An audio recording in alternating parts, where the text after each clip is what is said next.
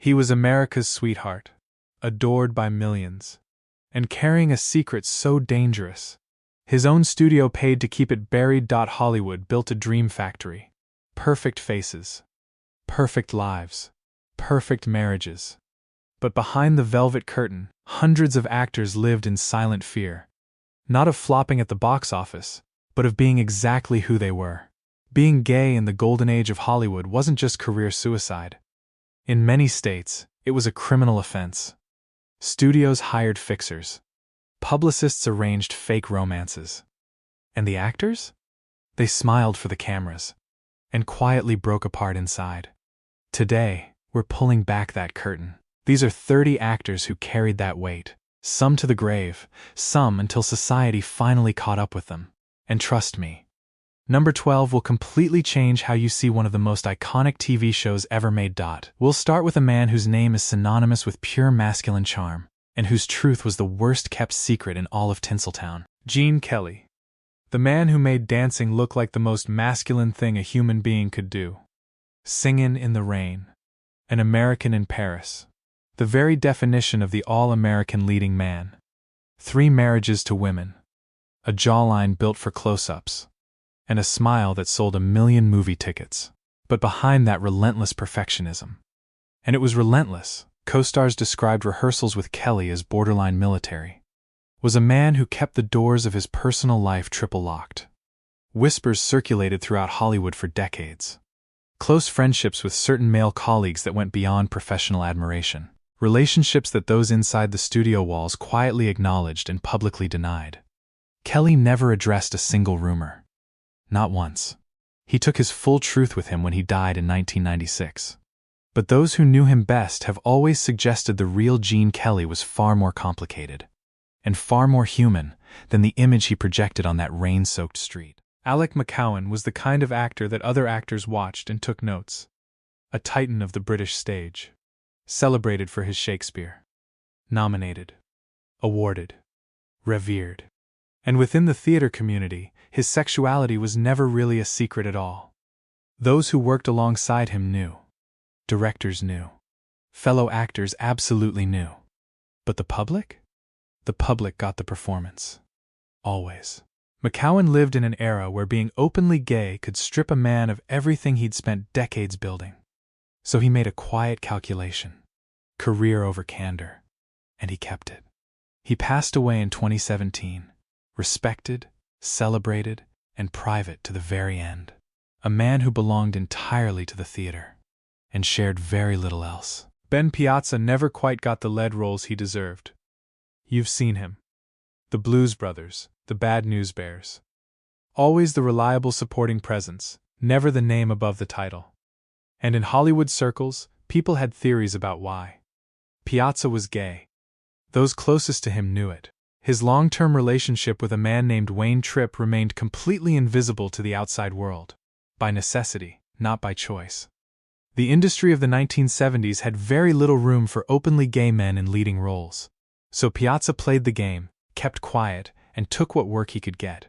He died in 1991, a casualty of the AIDS crisis that devastated an entire generation of artists who had already sacrificed so much just to survive in Hollywood. Now, a breath of air. Charles Nelson Reilly was possibly the least closeted man in the history of American television. The Match Game. Hollywood Squares. That magnificent, operatic laugh. The oversized glasses. The cravats. The man was camp royalty and absolutely everyone knew it. He was openly gay among every single person who knew him personally. His colleagues, his friends, his collaborators. But on television? On camera? Not a word. He finally addressed his sexuality publicly through his one-man show, Save It for the Stage, The Life of Riley, a title that was, honestly, perfect. Reilly passed away in 2007. He was beloved, he was brilliant, and he spent decades being exactly himself while technically telling no one. Coming up, a Monty Python founding member whose bravery put all of them to shame, and later, the Disney child star whose career was killed by the very studio that made him famous. Stay with us. Dennis Price had everything. A career-defining role in Kind Hearts and Coronet's critical acclaim. The kind of aristocratic charm that made British cinema fall in love with him. And then, slowly, everything collapsed. Price fought a war on two fronts his entire adult life. Alcoholism on one side, and the crushing weight of concealing his sexuality on the other. Britain in the 1950s treated gay men as criminals. Literally. Oscar Wilde's ghost still haunted every corridor of respectable society. The drinking got worse. The roles got smaller. The money disappeared. Many who knew him believed the two struggles were inseparable, that the alcohol was how he managed the unbearable pressure of pretending. Dennis Price died in 1973, at just 58 years old, a talent hollowed out, not by a lack of ability, but by a world that refused to let him exist. And now, the exception to every rule we've talked about so far. Graham Chapman, co-writer of the Dead Parrot sketch, co-creator of the Ministry of Silly Walks, Black Knight, Brian of Nazareth, came out publicly as gay in the 1970s. Openly. Deliberately. Without apology. He was one of the first major British entertainers to do so, at a time when it still carried enormous professional and social risk. He lived openly with his partner David Sherlock from 1966. Their relationship spanning over 2 decades. Chapman was an alcoholic. He'd be the first to tell you so, and often did, loudly and with impressive comic timing. But he was also, in his own chaotic way, remarkably brave. He died in 1989 from throat cancer, the day before Monty Python's 20th anniversary. His memorial service, true to form, featured his best friend John Cleese, delivering a eulogy that began with the word, and I quote, "You absolute beastard," Chapman would have approved. Divine. 300 pounds of absolute controlled chaos on screen. The greatest drag performance artist of the 20th century. A creation so large, so deliberately overwhelming, that Harris Glenn Milstead, the quiet, private man inside the costume, almost completely disappeared, which was partly the point. Director John Waters built a universe around Divine. Pink flamingos. Hairspray. Polyester. Divine was the star, the icon, the spectacle. But Milstead? He was gentle, self-conscious about his weight, private about his relationships. He was openly gay among his inner circle, but the real Harris Glenn Milstead was far smaller, far quieter than the persona that swallowed him whole. He died in 1988 from an enlarged heart, just weeks after Hairspray made him, for the first time, a mainstream household name. He never got to see what he'd built. But what he built was extraordinary. John Dahl appeared in 2 of the most psychologically intense films of the 1940s, Rope and Gun Crazy, and delivered performances that still hold up today as studies in coiled, dangerous energy. Hitchcock reportedly knew exactly who he was casting in Rope. The homoerotic undercurrent in that film isn't subtle, and it wasn't accidental. But outside of those charged performances, Dahl kept everything locked down. His relationships with men were known to those close to him and invisible to everyone else. He died of a heart attack in 1971 at just 50 years old. Talented, controlled, and largely forgotten. A career that hinted at greatness but was never quite allowed to get there. In a moment. The Brady Bunch's perfect TV dad. The secret he kept from his own cast, and the heartbreaking way the truth finally came out. Are You Being Served ran from 1972 to 1985 and produced one of British television's most enduring characters, Mr. Humphreys. John Inman played him with a level of committed, joyful campness that made him an LGBTQ icon before anyone was using that phrase. Even if the representation was, by modern standards, more caricature than celebration. Inman himself never publicly confirmed his sexuality during his years on the show. The irony of a man playing television's most flamboyant character while personally staying closeted was not lost on those who knew him. He eventually lived openly, entering a civil partnership with his long-term partner Ron Lynch. He passed away in 2007. Mr. Humphreys lives on, in reruns, in cultural memory, and in the hearts of everyone who found a little bit of themselves in that outrageous, magnificent character. Jonathan Frid played Barnabas Collins on Dark Shadows, the brooding vampire at the center of one of America's most beloved Gothic soap operas. It is genuinely one of the more poetic ironies of Golden Age Hollywood, a gay man spending years playing a creature who must forever hide his true nature from the world around him. Frid's private relationships with men were known to his inner circle and a complete mystery to everyone else. He kept his personal life with an almost supernatural degree of discretion. The truth only began emerging after his death in 2012, decades after the cameras stopped rolling on Collinwood. Barnabas Collins got a funeral on screen. Jonathan Frid finally got his truth told off it. Maurice Evans was Shakespearean royalty. One of the finest interpreters of the Bard that American and British theater ever produced. He also played Dr. Bombay on Bewitched because he had range. Evans was gay. Theater circles knew, directors knew. And he managed his public image with the same precision he brought to every role. He never came out publicly. He was a man of his time, and his time demanded silence.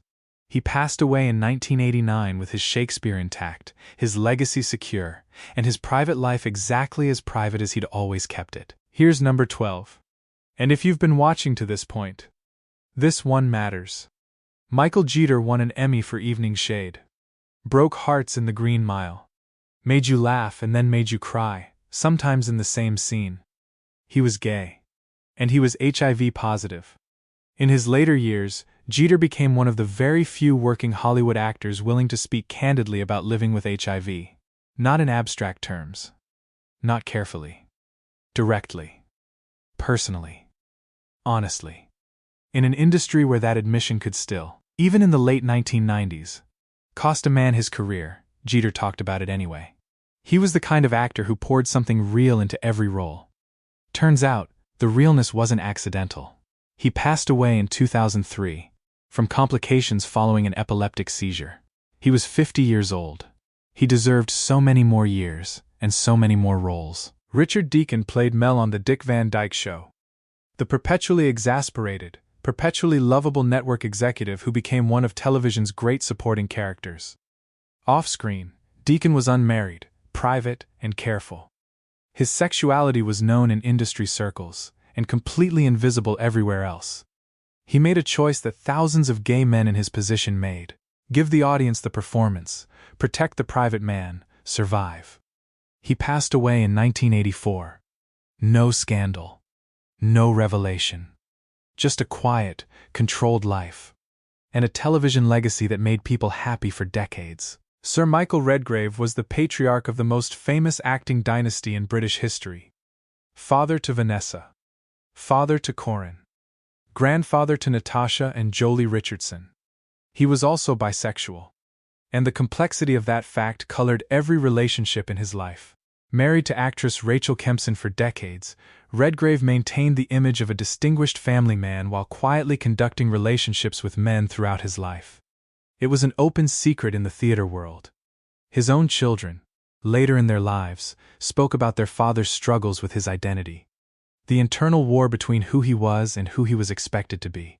Biographies published after his death in 1985 finally told the fuller story. A complicated man, in a complicated time, carrying an enormous weight, and somehow still producing some of the finest theatrical performances of his generation. Tommy Kirk was supposed to be the future of Walt Disney Studios. Old Yeller. The Shaggy Dog. The Misadventures of Merlin Jones. A wholesome, likable teenager who audiences adored. And then, in the early 1960s, someone at the studio found out. Kirk was gay. He'd been in a relationship with a teenage boy. Disney's response was swift and clean. The contract was terminated. Kirk spent years struggling to find work after that. The studio that had built him suddenly pretended he didn't exist. He drifted through lower-budget films, never quite recapturing the momentum Disney had given him. He later spoke openly about what happened.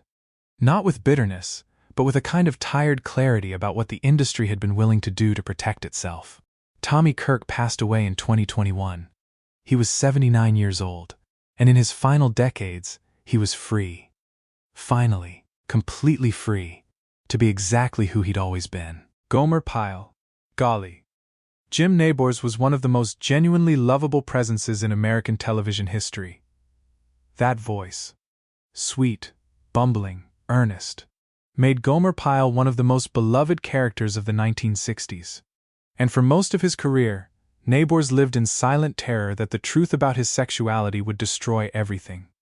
The rumors were everywhere. At one point, a completely fabricated story circulated claiming Nabors and Rock Hudson had secretly married. Pure fiction, both men denied it. But the fact that people found it believable tells you something about what Hollywood's whisper network already knew. Nabors waited. And waited. And waited. In 2013, 50 years into his career, he finally came out. He was 82 years old. He married his partner Stan Cadwallader, with whom he'd been in a relationship for nearly 38 years. 38 years. By then, he was retired, safe, beyond the reach of the industry that had kept him afraid for half a century. He passed away in 2017. Gomer Pyle, finally, got to just be himself. Tab Hunter was a product. A deliberate, studio-engineered product. The name. Not his real name. The image. Carefully constructed. The female co-stars he was photographed with. Arranged. The heterosexual persona. Manufactured from the ground up by Warner Bros. Publicists who understood exactly what was at stake. Behind all of it, a gay man in a long-term relationship with Anthony Perkins. Yes, Norman Bates himself. Kept hidden with a level of operational secrecy that would impress a spy agency. Hunter played the game perfectly for years. Teen idol. Box office draw. The face on 1,000,000 bedroom walls. In 2005, he published his autobiography, Tab Hunter Confidential, and he finally said it out loud. By then, the studio system that had built and owned his image had been dead for decades. The truth could finally breathe. Tab Hunter passed away in 2018, the last of the manufactured heartthrobs, and one of the most honest memoirs ever written about what Hollywood's golden age actually cost. Norman Bates is one of the most psychologically complex villains in cinema history. And Anthony Perkins, who played him, was one of the most psychologically complex men in Hollywood. Perkins was gay. His relationship with Tab Hunter was real, deep, and completely hidden. He later married photographer Barry Berenson and had 2 sons. A marriage that, by all accounts, he genuinely valued. But Perkins fought his sexuality throughout his entire life. He tried therapy aimed at changing his orientation. He internalized the shame his era assigned to men like him. He was diagnosed with HIV in 1990 and died from AIDS-related pneumonia in 1992. He had told almost no one. His wife learned of his diagnosis from a tabloid. Let that sentence land for a moment. Anthony Perkins spent his life playing a man hiding something monstrous behind a smile. The parallel is heartbreaking. Mike Brady. The perfect TV father. The reasonable, warm, endlessly patient patriarch of the most idealized family in American television history. Robert Reed was gay. His co-stars didn't know. His Brady Bunch children, the actors who spent years working alongside him, didn't know. He kept it from virtually everyone on set. He was terrified. Not irrationally. In the 1970s, a gay Mike Brady would have been a cultural catastrophe in the eyes of a conservative audience. Reed died in 1992. His death certificate listed colon cancer. It also listed HIV. The man who played America's ideal father. Hidden, frightened, and dying alone with a secret his industry had spent decades teaching him he had no right to speak. The Brady Bunch reran for years after his death. Still reruns now. Mike Brady is still smiling in syndication. Dr. Kildare. The Thornbirds. Shogun. Richard Chamberlain was leading man royalty. The kind of actor whose face on a television screen caused actual national events. He was also deeply, painfully closeted for the entirety of his peak career. Chamberlain later said he thought coming out would have killed his career entirely. He was probably right, and so he made the calculation that most of his generation made. And he kept the secret. In 2003, he published Shattered Love, his memoir, his truth, his public coming out. He expressed regret. Not bitterness, regret. For the years lost to fear. For the version of himself he could never show the audience that adored him. Richard Chamberlain was one of the most talented men of his television generation. He was also one of the loneliest. Hikaru Sulu. Helmsman of the Enterprise. One of the most recognized faces in science fiction history. George Takei grew up Japanese American. Interned during World War II as a child, then navigating an industry that offered limited roles to men of color, then carrying the additional weight of his sexuality in an era where being gay could cost him everything he'd worked for. He waited until 2005 to come out publicly. He was 68 years old. Since then, Takei has become one of the most prominent and joyful advocates for LGBTQ rights in America. He married his long-term partner Brad Altman in 2008, one of the first same-sex couples to marry in California. There's a specific kind of courage in a man who waited decades out of necessity, and then, once free, became louder and prouder than anyone around him. George Takei earned every bit of that joy. George Jefferson was loud. George Jefferson was brash. George Jefferson took up every single inch of every single room he walked into. Sherman Hemsley, who played him, was almost his complete opposite. Hemsley was intensely private. He never married. He rarely discussed his personal life in interviews. With a consistency that went beyond simple preference for privacy into something more deliberate. He was widely believed within the industry to be gay, and after his death in 2012, details emerged about a long-term relationship with a male companion. The irony of a man who spent 11 years playing one of the most outrageously extroverted characters in television history, while conducting his entire private life in near-total silence, is something. We've moved on up. George Jefferson always said so. Sherman Hemsley just quietly moved on, and kept his own counsel. Victor Buono had one of the great villain faces in Hollywood. Whatever happened to Baby Jane? Batman. As King Tut, brilliantly. A character actor of enormous presence and wit. He never married. When journalists politely pushed the question, Buono would deflect with a perfectly constructed line. Something along the lines of having never found quite the right woman. The delivery was impeccable. The deflection was complete. He died in 1982 of a heart attack, at just 43 years old. Private to the last, a man who'd spent his career playing extravagant villains and kept his own story entirely to himself. Sal Mineo was 16 years old when he appeared in Rebel Without a Cause alongside James Dean. And he was electric. He received an Oscar nomination for that performance. An Academy Award nomination. At 16. The world was his. But as the 1960s progressed, the whispers grew. Mineo's relationships with men became harder to conceal. Work became harder to find. An industry that had celebrated him as a teen idol found reasons to look the other way. He was rebuilding. Slowly. Taking theater roles, finding his footing again. In 1976, Sal Mineo was stabbed to death in the parking lot of his West Hollywood apartment. He was 37 years old. He never got his second act. He never got the freedom that a few more years might have brought. He left behind an Oscar nomination, a devastated inner circle, and a question that still haunts anyone who knows his story. What might he have become? Paul Winfield was one of the finest actors of his generation. An Oscar nomination for Sounder. The Terminator. Star Trek II. A career of consistent excellence across 5 decades. He was also in a committed relationship with his partner Charles Gillen Jr. for over 30 years. 30 years. Together. In secret. Winfield never publicly confirmed his sexuality. The details of his relationship only became widely known after his death from a heart attack in 2004. He was a black gay man in an industry that was doubly unforgiving, where the penalties for being either black or gay were already steep, and being both compounded every difficulty. 30 years of love, kept completely invisible. That's not just a personal story, that's a verdict on the industry he devoted his life to. Dak Rambo was a soap opera star. Dallas, Another World. Handsome, reliable, exactly what daytime television needed. In 1991, he was diagnosed with HIV. And he decided to come out. Not quietly. Not gently. Publicly, and with the explicit intention of using his platform to speak about HIV/AIDS at a time when the crisis was killing thousands and the silence around it was deafening. It was an act of real bravery. It cost him professionally. Work became scarce after the disclosure. But Rambo had made his calculation differently than most.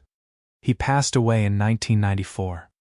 The men who came out during the AIDS crisis, who chose truth over career at the worst possible time, deserved to be remembered for exactly the courage that required. Howard Rollins was incandescent in A Soldier's Story and In the Heat of the Night. A performer of raw, intense magnetism who belonged in a much longer conversation about great American actors. His personal life was chaotic. Substance abuse. Legal problems. A career that never stabilized. Those close to him have connected these struggles to the weight of keeping his sexuality hidden. The internal pressure of living inauthentically compounding every other difficulty he faced. Rollins died in 1996 from lymphoma. He was 46 years old. A talent that should have had decades more ahead of it. Cut short and complicated in ways that a more forgiving world might have prevented. And now, some light. Leslie Jordan. 4 feet 11 inches of pure television gold. Will and Grace. American Horror Story. The pandemic-era Instagram videos that made the entire world fall in love with him all over again. Jordan was openly gay in his private life for most of his career. But on screen, in interviews, in his public persona, he held back. The world wasn't quite ready, and he knew it. Then it changed. And Leslie Jordan changed with it, fully, joyfully, without reservation. He became one of the most genuinely beloved figures in the LGBTQ community, not despite his small stature or his southern drawl or his age. Because of all of it, he passed away in 2022, at 67 years old. The outpouring of grief was immediate, enormous, and completely genuine. Some people arrive exactly who they are. Leslie Jordan just needed the world to catch up. John Barrowman played Captain Jack Harkness, television's first openly omnisexual sci-fi hero, and did it with such magnificent, unrestrained swagger that the character became iconic almost immediately. Barrowman's own journey, however, wasn't quite so linear. In his earlier career, he kept his private life carefully managed. The industry still made gay men nervous about being visible, even in the early 2000s. He came out publicly. He became an outspoken advocate. He married his husband Scott Gill. And he got to play Jack Harkness, a character for whom shame about who you love is genuinely, cosmically alien. There's a beautiful symmetry in that. Finally, Jay Davidson. His entire public life lasted approximately 2 years. A single extraordinary performance in The Crying Game earned him an Oscar nomination, a BAFTA nomination, and a level of media scrutiny he never asked for and clearly never wanted. Davidson was gay. Openly so, among the people who knew him. The press found the combination of his gender presentation and his sexuality endlessly interesting. He found them endlessly exhausting. He walked away. From Hollywood. From the spotlight. From all of it. Unlike every other name on this list, Davidson's response to the pressure wasn't to hide. It was to simply leave. In a strange way, that made him the freest man on this entire list. 30 actors. 30 lives shaped. And in some cases, shortened. By a world that demanded they be someone they weren't. Some of them found freedom late in life. Some found it only after the world stopped watching. Some never found it at all. But here's what strikes you when you spend time with these stories. Not a single one of them was diminished by the truth. Every revelation, every coming out, every posthumous biography that told the fuller story. None of it made anyone respect these actors less. Most of the time, it made the work feel richer. More human. More honest. The industry that demanded their silence was wrong. The era that criminalized their love was wrong. These men were artists. They were lovers. They were human beings who deserved to take up space in the world exactly as they were. If this video brought back a memory of one of these performances, go watch it again. Watch it knowing the full person behind it. It hits differently. If you want to keep exploring stories from Hollywood's golden age, the secrets, the scandals, the extraordinary lives behind the performances, subscribe, and we'll keep going. These stories deserve to be told.